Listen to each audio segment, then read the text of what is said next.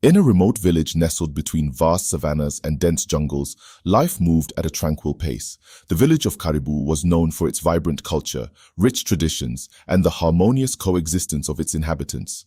Every dawn brought the melodious calls of birds and the distant roars of wild animals, creating a symphony that was uniquely Caribou. The people of Caribou live simple yet fulfilling lives, deeply connected to their land and each other. They celebrated their traditions with fervor, and their festivals were renowned for their exuberance. Among these celebrations, the most anticipated was the annual Harvest Festival, a time when the entire village came together to honor the gods for the bountiful harvest. This year's festival was expected to be extraordinary, for it was whispered that a special guest would grace the village with his presence. The news spread like wildfire. Prince Darren, the heir to the kingdom of Luamandu, was to visit Caribou. The prince's reputation preceded him. He was known not only for his bravery and wisdom, but also for his striking good looks and charm. The day of the prince's arrival dawned bright and clear. The villagers busied themselves, preparing for the grand event. Colorful decorations adorned the village square, and the aroma of delicious food wafted through the air. Everyone wore their finest attire, eager to make a lasting impression on the royal guest. As the sun reached its zenith, a procession of horses and carriages appeared on the horizon. The villagers gathered, their excitement palpable. The children cheered, and the elders nodded in approval, pleased to see such a grand display. Prince Darren's carriage, a magnificent structure gilded in gold and decorated with intricate carvings, led the procession. When it halted, the prince emerged, exuding an aura of regal elegance. He was tall with broad shoulders and a commanding presence. His dark eyes sparkled with intelligence, and his smile was warm and inviting. "Welcome to Caribou, Your Highness." Chief Mafam greeted the prince with a deep bow. The chief, a respected leader known for his wisdom and fairness, extended his hand in a gesture of friendship. "Thank you, Chief Mafam," Prince Darren replied, shaking the chief's hand. "It is an honor to be here. I have heard much about your beautiful village and its wonderful people." The prince's words were met with applause and cheers. The villagers were captivated by his charm and humility. He took the time to greet everyone, from the eldest elder to the youngest child, making each person feel valued and important. As the sun began its descent, the harvest festival commenced in full swing. The village square transformed into a vibrant stage where traditional dancers and musicians showcased their talents. The rhythmic beats of drums filled the air, and the villagers danced with abandon, celebrating their heritage and the presence of their esteemed guest. Prince Darren immersed himself in the festivities, dancing with the villagers and partaking in the feast. He was particularly taken by the young women of Caribou, whose beauty and grace were unparalleled. The prince's charm and attentiveness did not go unnoticed, and many a young maiden found herself blushing under his gaze. Among the young women was Nia, the daughter of Chief Mafam. Nia was known for her intelligence, kindness, and striking beauty. Her ebony skin glowed under the moonlight, and her eyes sparkled with curiosity and warmth. She moved with a grace that captivated all who watched her, and her laughter was like music to the ears. Prince Darren was instantly drawn to Nia. He sought her out amidst the crowd and introduced himself. "Lady Nia, it is a pleasure to meet you. Your beauty and grace are truly enchanting." Nia smiled, her cheeks tinged with a hint of blush. "Thank you, Your Highness. You honor me with your kind words." They talked and danced, finding a connection that was both unexpected and undeniable. Nia was intrigued by the prince's tales of distant lands and his vision for the future of their kingdom. Prince Darren, in turn, was enchanted by Nia's wisdom and her deep love for her village. As the night wore on, the festivities continued, and the bond between Prince Darren and Nia grew stronger. They spoke of their hopes and dreams, sharing moments of laughter and introspection. The prince was mesmerized by Nia's spirit, and he found himself thinking of her long after the night had ended. When the time came for the prince to depart, he promised to return. "I will come back to Caribou," he vowed. "This village and its people have left an indelible mark on my heart."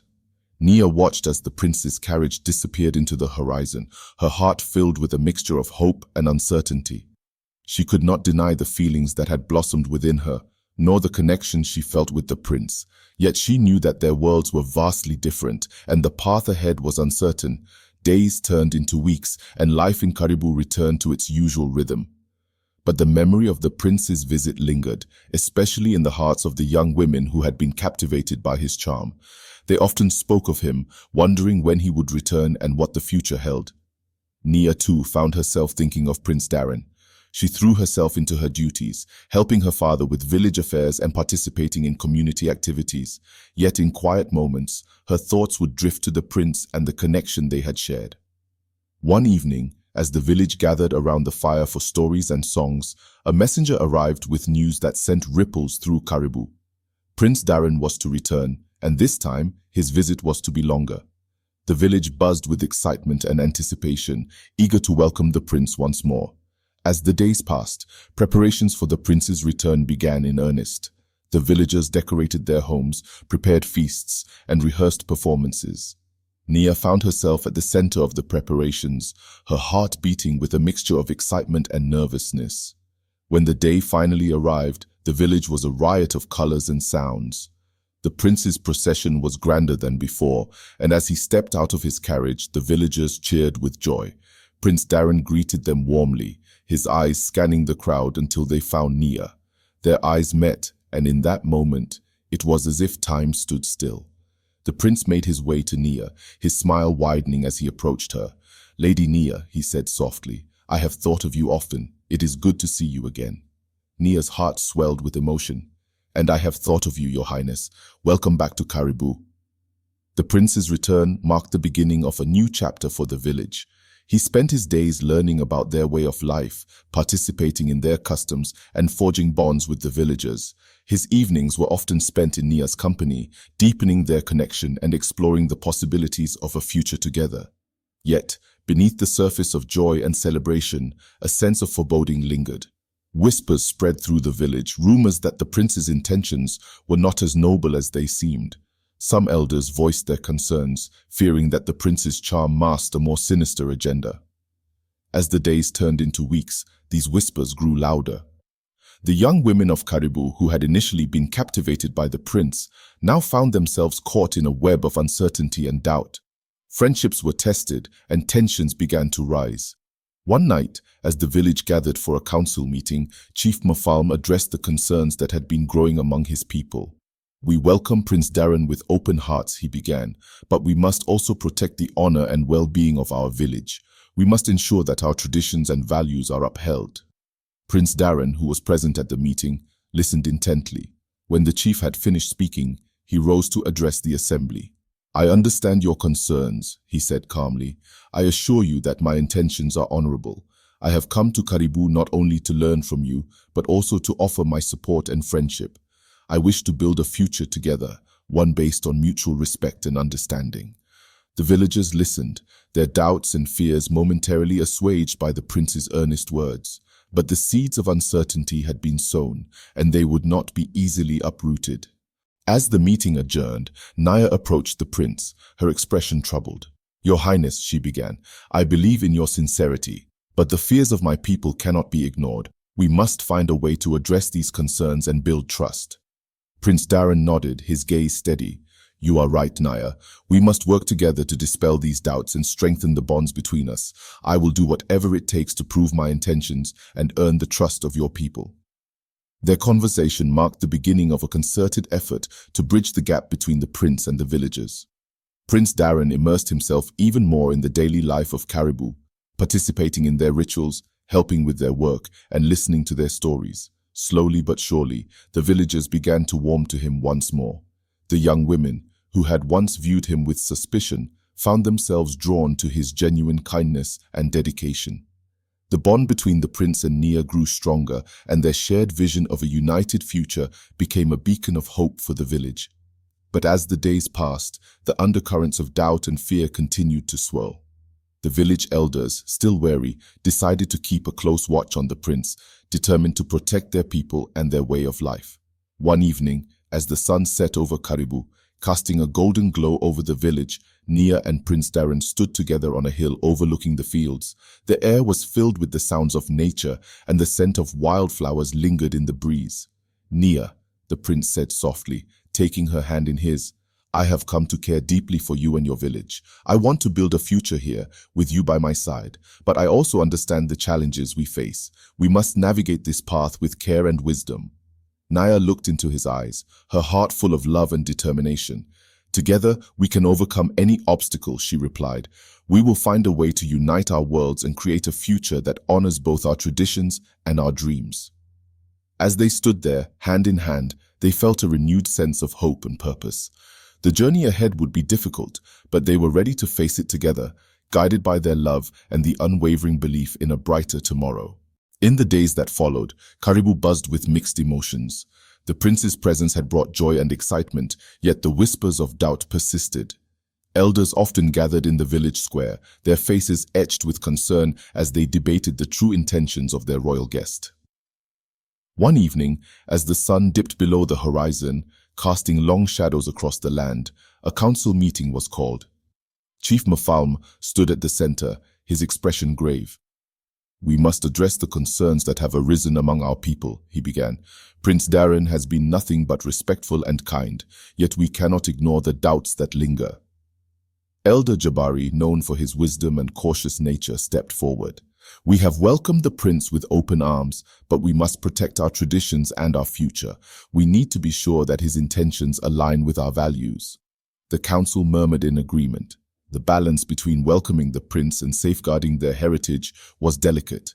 Nia, standing beside her father, felt the weight of the responsibility on her shoulders. She believed in the prince's sincerity, but knew that earning the trust of her people was essential. As the meeting continued, a plan began to take shape. The elders decided to test the prince's commitment to their ways. They would involve him in a series of challenges, each designed to demonstrate his understanding and respect for their culture.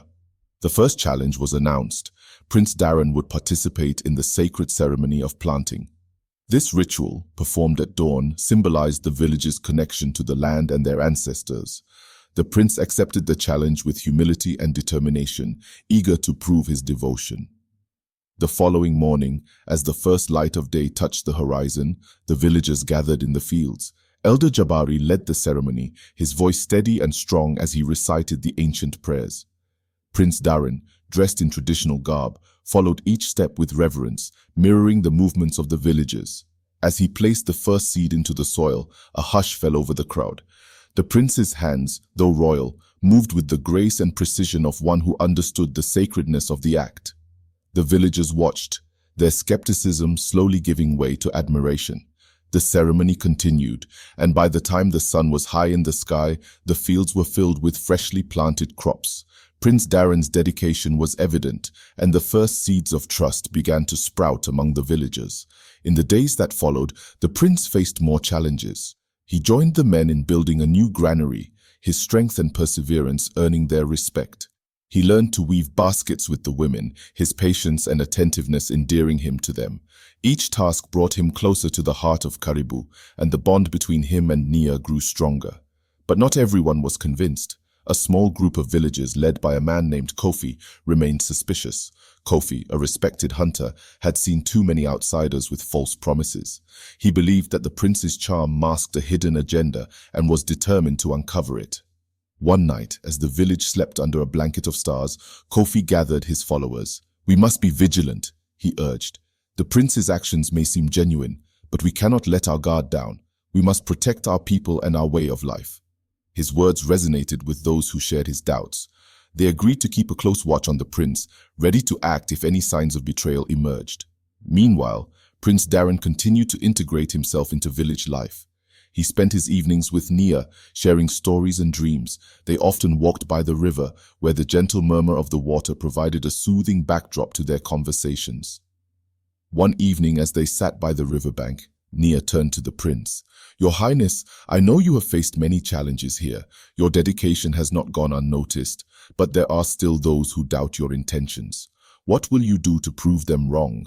The prince took her hand, his gaze steady. "Nia, I will do whatever it takes to earn the trust of your people. My heart is here with you and your village. Together we will find a way to bridge the gap and build a future that honors both our worlds." Their bond deepened, the connection between them growing stronger with each passing day. Yet the tension in the village remained, the undercurrents of doubt never fully disappearing. One fateful day, a crisis struck Karibu. A neighboring village was attacked by marauders, and they fled to Karibu seeking refuge. The villagers, known for their generosity, opened their homes to the refugees. However, the sudden influx of people strained their resources and tensions rose. Prince Darren saw this as an opportunity to further prove his commitment. He rallied the villagers, organizing relief efforts and ensuring that everyone had enough to eat and a place to sleep. His leadership during this crisis impressed many, even those who had been skeptical. However, Kofi and his followers saw this as a chance to expose the prince. They believed that in a moment of crisis, the prince's true colors would reveal themselves. They watched his every move, waiting for a mistake. As the days turned into weeks, the situation stabilized. The prince's efforts had not only helped the refugees, but had also brought the villagers closer together. The bond between Prince Darren and Nia grew stronger, their love blossoming amidst the challenges. Yet, Kofi's suspicion remained. He approached Nia one evening, his expression serious. "Nia, I know you trust the prince, but we cannot ignore the possibility that he may have ulterior motives. We must be cautious." Nia listened, her heart torn. She loved the prince and believed in his sincerity, but she also respected Kofi's concerns. "I understand your fears, Kofi," she replied, "but I believe in the prince. He has shown nothing but kindness and dedication to our village. We must give him a chance." As the village continued to rebuild and heal, the tension between trust and suspicion persisted. The prince's actions had won over many, but the shadow of doubt lingered. The path ahead was fraught with challenges, but the bond between Prince Darren and Nia offered a glimmer of hope for a united future. And so, life in Karibu moved forward, a delicate balance between faith and fear, love and doubt. The villagers watched and waited, their hearts torn between the desire to trust and the instinct to protect. Only time would reveal the true intentions of the prince and the fate of their beloved village. The harmony in Karibu was delicate, like a fragile vase that could shatter with the slightest disturbance. Prince Darren's presence had undeniably brought joy and hope, yet the whispers of doubt persisted, carried on the winds that rustled through the village. As the sun rose over the horizon, casting a warm glow on the thatched roofs, Nia found herself caught in a whirlwind of emotions. Her love for the prince was unwavering, but the skepticism among her people weighed heavily on her heart. She was determined to find a way to unite her village and dispel the shadows of suspicion. One morning, as the village gathered in the square for the weekly market, Kofi approached Chief Mfalma with a proposition. "We must test the prince further," he said, his voice firm but respectful. "Let us take him on a hunt. It will be a true test of his courage and his understanding of our ways." The chief nodded thoughtfully. "A wise suggestion, Kofi. The hunt is a sacred tradition, and it will reveal much about the prince's character." When the idea was presented to Prince Darren, he accepted without hesitation. "I am honored to join you," he said, meeting Kofi's gaze with unwavering resolve. "I wish to learn and prove myself worthy of your trust." The following dawn, a group of seasoned hunters, including Kofi and the prince, set out into the dense jungle. The air was thick with anticipation, the calls of wild animals echoing through the trees. Nia watched them leave, her heart filled with both pride and apprehension. As they ventured deeper into the wilderness, the hunters moved with the stealth and precision of seasoned warriors. Prince Darren, though unfamiliar with the terrain, observed and mimicked their movements, his respect for their expertise evident. Hours passed, and the sun climbed higher in the sky. The group tracked a herd of antelope, their movements synchronized in silent communication. Suddenly, a rustle in the underbrush signaled the presence of a predator. A lion, its golden eyes gleaming, emerged from the shadows. The hunters froze, their breaths shallow. Kofi, ever the leader, signaled for them to form a defensive circle. Prince Darren, understanding the gravity of the situation, took his place within the formation. The lion growled, a low, menacing sound that sent chills down their spines. Kofi whispered, "We must remain calm and steady. The lion will sense our fear." With deliberate movements, the hunters raised their spears, ready to defend themselves. The lion, muscles rippling under its tawny fur, took a step forward. Time seemed to stretch, each heartbeat a drumbeat of tension. In a swift, fluid motion, Kofi hurled his spear. The weapon flew through the air, striking the lion and sending it crashing to the ground. The hunters exhaled in unison, their relief palpable. Prince Darren, his face glistening with sweat, knelt beside the fallen beast, his respect for the animal evident in his solemn expression. Kofi approached the prince, his eyes searching for any sign of fear or hesitation. What he saw instead was admiration and reverence. "You have shown great courage, Your Highness," Kofi said, his tone begrudgingly respectful. Prince Darren nodded, his voice steady. "Thank you, Kofi. It was an honor to stand alongside you and learn from your skill." The hunt had tested the prince's mettle, and he had emerged with newfound respect from the hunters. As they returned to the village carrying their prize, the atmosphere was one of camaraderie and mutual admiration. Nia greeted them with a radiant smile, her eyes reflecting the pride she felt. "You have done well, Your Highness," she said softly, her voice filled with warmth. The prince's bravery during the hunt did much to quell the villagers' doubts. Yet the seeds of suspicion planted by Kofi still lingered in the minds of some. To further solidify the bond between the prince and the village, Chief Mafam proposed a grand feast to celebrate the successful hunt. Preparations began in earnest. The village buzzed with activity as everyone pitched in to make the event a success. The aroma of roasting meat filled the air, and the sounds of laughter and music created an atmosphere of joyous anticipation. As the sun set, casting a golden hue over the village, the feast commenced. The villagers gathered in the square, their faces illuminated by the flickering light of torches. Prince Darren, seated beside Nia and Chief Mafalm, looked out over the assembled crowd with gratitude and affection. Chief Mafalm stood to address the villagers. "Tonight, we celebrate not only the success of the hunt, but also the growing bond between our village and Prince Darren. His courage and dedication have earned our respect, and we welcome him as one of our own." The crowd erupted in applause, the villagers' cheers echoing through the night. The prince rose to his feet, raising his hands to quiet the crowd. "Thank you," he began, his voice carrying the sincerity of his words. "I am honored to be part of this wonderful village. Together, we will build a future that honors our traditions and embraces new possibilities." The feast continued late into the night, the villagers dancing and singing under the starry sky. The prince joined in the celebrations, his laughter blending with that of the villagers. For a moment, the doubts and fears seemed to dissipate, replaced by a sense of unity and hope. However, Kofi and his followers remained vigilant. They watched the prince closely, their skepticism undimmed. They believed that actions spoke louder than words and were determined to ensure the safety and integrity of their village. One day, as the village prepared for the annual Festival of Harvest, Kofi approached Nia with a proposal. "Nia, the prince has proven himself in many ways, but there is one final test that will truly reveal his character. We must invite him to participate in the sacred dance of our ancestors. It is a deeply spiritual ritual, and only those with a pure heart can perform it." Nia agreed, recognizing the significance of the ritual. She approached the prince, explaining the importance of the dance and what it represented. "This dance is a tribute to our ancestors and the spirits of the land. It is a test of faith and purity.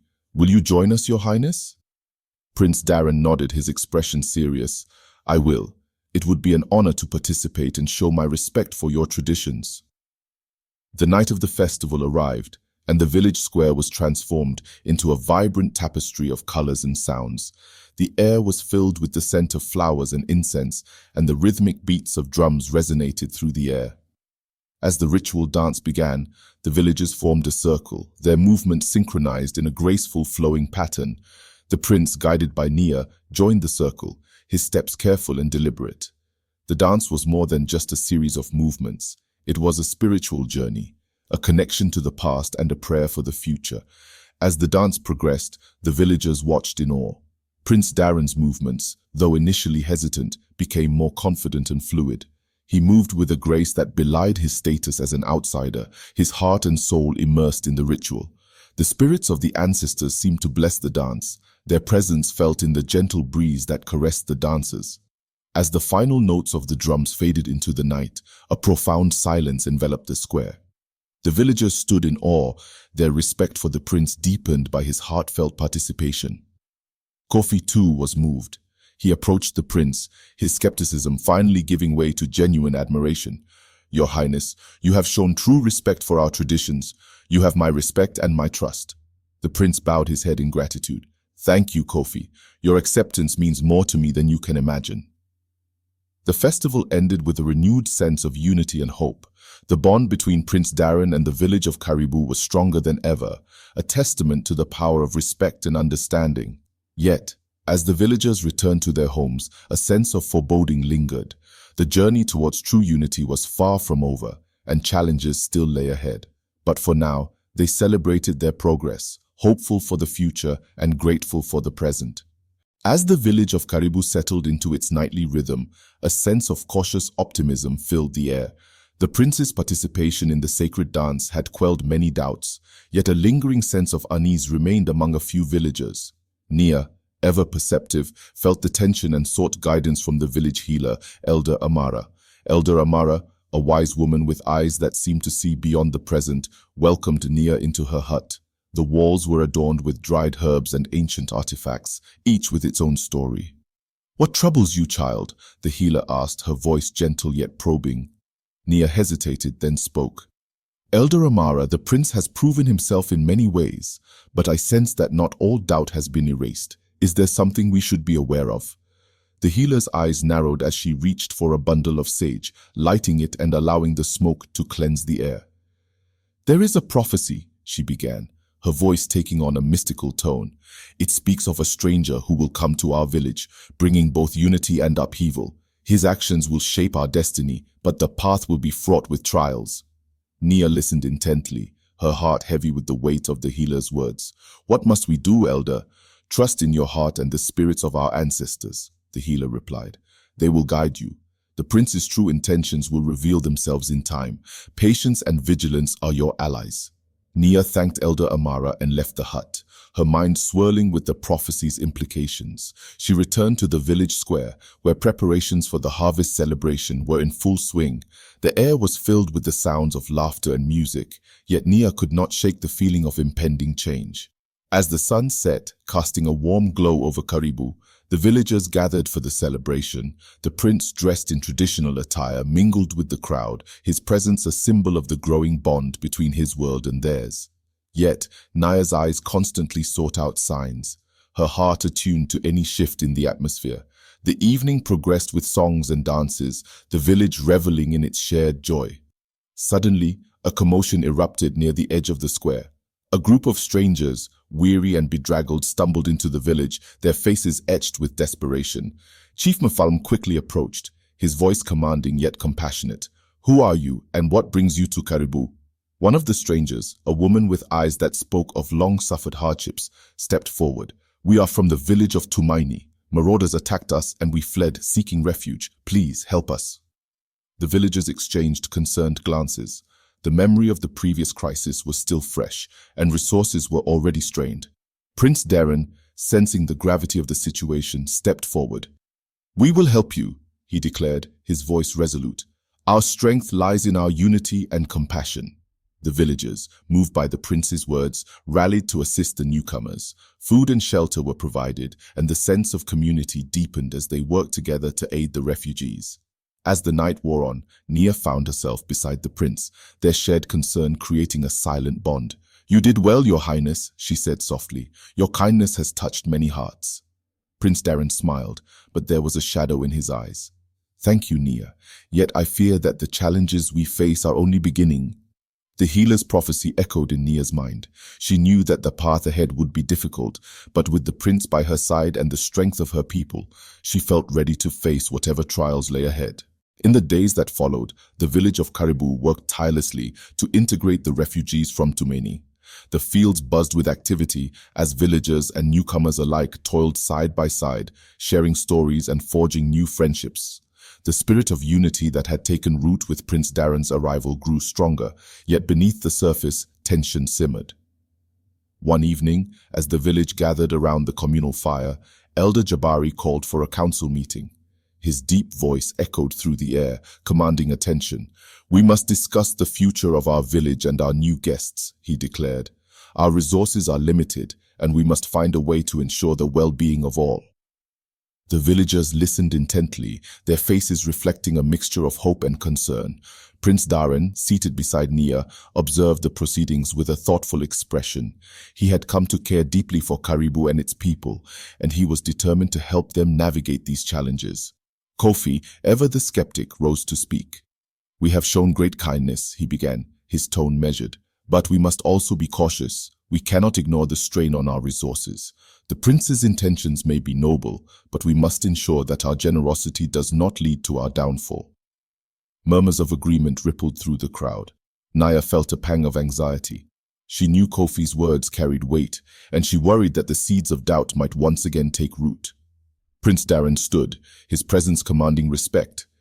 "Your concerns are valid, Kofi," he acknowledged, "but together we can find a solution. I propose we establish a communal granary where resources are shared and managed by a council of elders and representatives from both Caribou and Tumaini." The suggestion was met with thoughtful nods and whispers of approval. Chief Mafalm, his face a mask of contemplation, finally spoke. "It is a wise proposal. Let us put it to a vote." The decision was unanimous. Plans for the communal granary began immediately, and the villagers set to work with renewed purpose. The prince's leadership and willingness to collaborate strengthened his bond with the community, but Kofi's watchful eye never wavered. As the granary took shape, Nia found herself drawn to the prince more than ever. They spent evenings walking by the river, their conversations ranging from dreams of the future to the challenges of the present.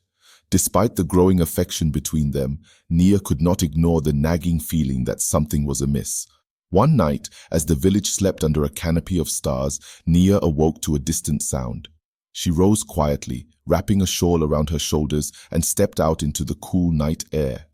Following the faint noise, she made her way to the edge of the village, where the granary stood half completed. There, in the shadows, she saw a figure moving stealthily. Her heart raced as she approached, her footsteps silent on the grass. The figure turned, revealing Kofi, his face etched with suspicion. "Kofi, what are you doing here?" Nia whispered, her voice trembling with a mixture of fear and curiosity. Kofi hesitated, then spoke. "I have my doubts about the prince. I fear he may have ulterior motives. I must ensure the safety of our village." Nia's eyes narrowed. "By sneaking around in the dead of night? This is not the way, Kofi. If you have concerns, we must address them together, openly and honestly." Kofi sighed, his shoulders sagging. "Perhaps you are right, Nia, but my instincts tell me that we cannot let our guard down." With that, he turned and disappeared into the darkness, leaving Nia standing alone, her mind swirling with uncertainty. The next day, Nia approached Prince Darren, her expression troubled. "Your Highness, we need to talk. There are still those who doubt your intentions, and Kofi is among them. We must find a way to address these concerns and build trust." The prince nodded, his eyes reflecting the weight of her words. "I understand, Nia. We will hold a council meeting and openly discuss any doubts or fears. Transparency is the key to unity." That evening, the council gathered once more. Prince Darren stood before them, his gaze steady. "I know that some of you have doubts about me and my intentions. I invite you to speak freely, so we may address these concerns together." Kofi, emboldened by the prince's invitation, stepped forward. "Your Highness, you have shown great kindness, but we must ensure that your presence here is truly for the benefit of Caribou. What guarantees can you offer us?" The prince met Kofi's gaze without flinching. "I understand your fears, Kofi. I offer my continued dedication to the well-being of this village. I will contribute to the communal granary, work alongside you in the fields, and respect your traditions and decisions. My actions will speak louder than words." The council listened, their faces reflecting a mix of emotions. Nia watched with bated breath, hoping that this moment of openness would bridge the gap of distrust. Chief Mafalm, his voice calm and authoritative, spoke. "Let us judge the prince by his deeds. We will continue to work together and build a future based on mutual respect and understanding." The meeting adjourned with a sense of cautious optimism. The path ahead was still fraught with challenges, but the foundation of trust was slowly being laid. As the villagers returned to their homes, Nia felt a glimmer of hope. The prince's commitment and the village's willingness to embrace change offered a chance for true unity. Life in Caribou had settled into a rhythm of cooperation and shared purpose. The granary was completed, a symbol of unity and hard work. Yet, the vision Nia had seen in the sacred grove lingered in her mind, a constant reminder of the challenges that lay ahead. One night, as the village slept under the protective gaze of the stars, a scream pierced the stillness. Nia jolted awake, her heart racing. She rushed outside to see flames licking the sky, the granary engulfed in fire. Villagers were already gathering, forming a bucket line to douse the flames. Prince Darren and Kofi led the effort, their differences set aside in the face of this immediate threat. Nia joined the line, passing buckets of water with a sense of urgency. Despite their best efforts, the fire raged, fueled by the dry thatch and stored grain. It took hours to finally bring it under control. Exhausted and covered in soot, the villagers surveyed the damage. The granary was a smoldering ruin, the hard work of many months reduced to ashes. Chief Mafalm, his face a mask of sorrow, addressed the villagers. "This is a great loss for us. We must find out how this happened and rebuild stronger than before." As dawn broke, the villagers began to search for clues. Nia, guided by her instincts, examined the remains carefully. Near the edge of the granary, she found a burnt torch, half buried in the debris. Her heart sank. This was no accident. She called the council together and presented her findings. "This torch suggests the fire was set intentionally. We must find out who did this and why." The revelation sent shockwaves through the village. Suspicion and fear threatened to unravel the fragile unity they had worked so hard to build. Prince Darren stepped forward, his voice calm but firm. "We must not let this divide us. We will investigate thoroughly and ensure justice is served." Kofi, his skepticism momentarily replaced by determination, agreed. "We must protect our village and each other. We will find the culprit." The villagers organized themselves into search parties, each group tasked with investigating different parts of the village and surrounding areas. Nia and the prince joined forces, their bond strengthening as they worked together. Days passed with little progress, the tension in the village growing. One evening, Nia and Prince Darren sat by the river, their spirits weighed down by the uncertainty. "We cannot let this act of sabotage destroy us," Nia said, her voice resolute. "We must stay strong and united." The prince nodded, his eyes reflecting the firelight. "Together, we will find the truth." As they spoke, a figure emerged from the shadows. It was Amara, the village healer. "I have sensed a disturbance," she said quietly. "The spirits are restless. There is a darkness that must be confronted." Nia and the prince listened intently as Amara continued. "The one who set the fire is among us. They are driven by fear and mistrust. We must bring this darkness into the light."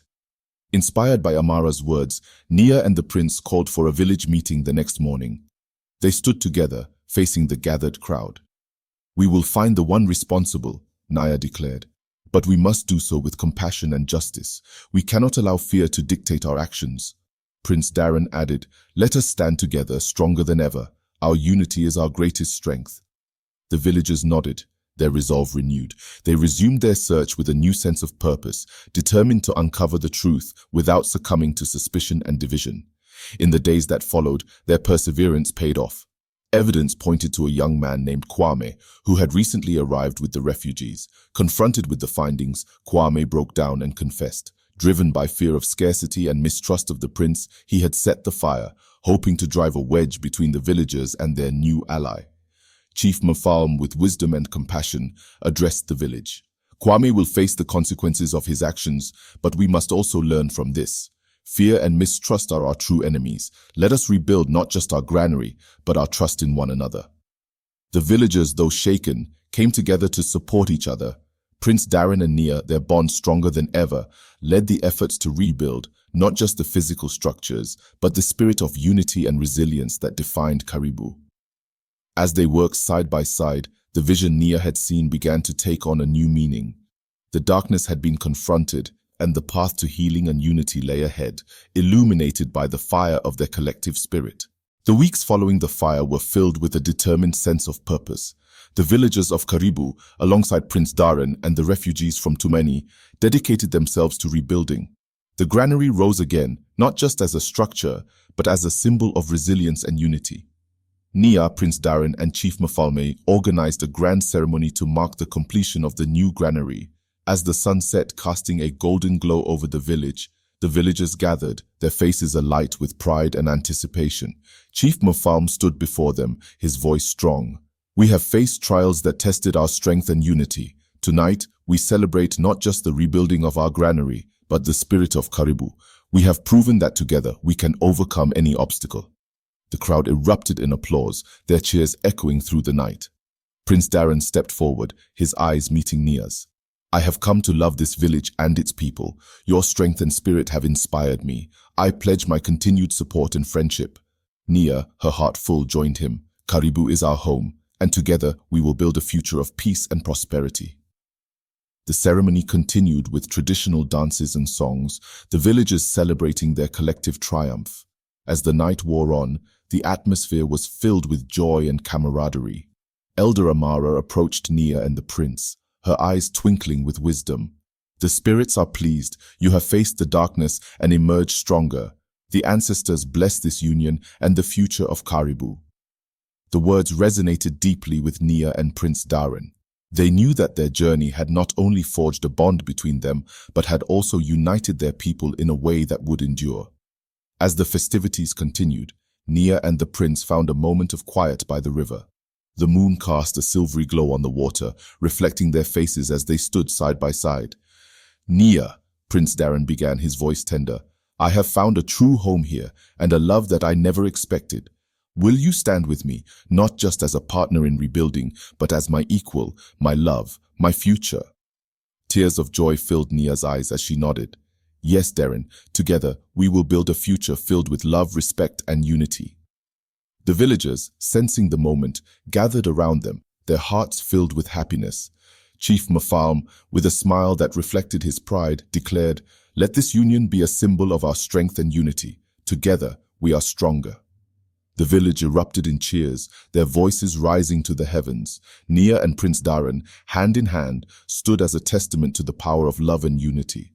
The fires of discord had tested Karibu, but from the ashes, a stronger, united village emerged. The spirit of Karibu, with its rich traditions and deep sense of community, shone brightly. And as the stars watched over them, Nia and Prince Darren knew that their future was intertwined with the enduring spirit of their beloved village.